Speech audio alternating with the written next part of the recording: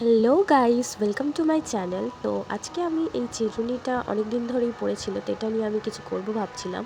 তারপর হঠাৎ করে মনে হলো যে এটাতে একটু রং করে দেওয়াই যাক।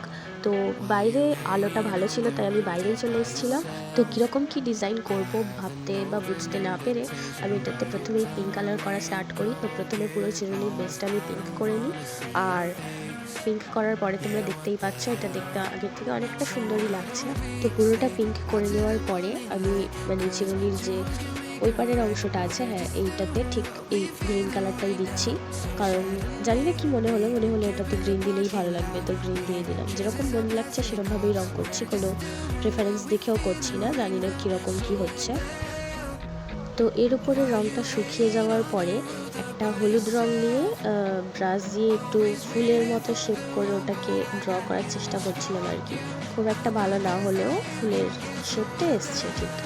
তো এইভাবে আমার যেখানে যেখানে মনে হয়েছে সেখানেই মন মর্জি মতো ফুল করে নিয়েছি, ছোটো ছোটো, কোথাও হাফ পাপড়ি বা কোথাও পুরোটাই করেছি। আর প্রত্যেকটা ফুলের মাঝখানে একটা করে হলুদ ডট দিয়েছি। হলুদ ডটগুলো দেওয়ার পরেও যেন কিছুটা ফাঁকা ফাঁকা লাগছিল, তাই ভাবলাম এই ফুলগুলো একটু পাতা করে দেওয়া যেতে পারে। তো আমি একটা লাইট শেডের গ্রিন নিলাম, সেটাকে নিয়ে পাতা করে দিলাম। তো ওগুলো খুব একটা ফুটছিল না, তাই ডবল করে কোট করতে হচ্ছিল। তো দুবার করে কোট করার পরে ঠিকঠাক ফুটছিল রঙটা মোটামুটি।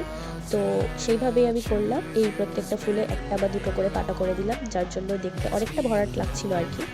তো পাতাগুলো আঁকার পরে মনে হলো যে এতে একটু ডিটেলসের প্রয়োজন আছে, তাই আমি ব্রাশের পেছনের অংশটাকে নিয়ে সাদা রঙে ডুবিয়ে ওগুলোকে ফুলের মাঝখান বরাবর একটা করে সাদা ডট দিচ্ছিলাম, যাতে একটু হলেও একটু রিয়েল রিয়েল ফিল আসে।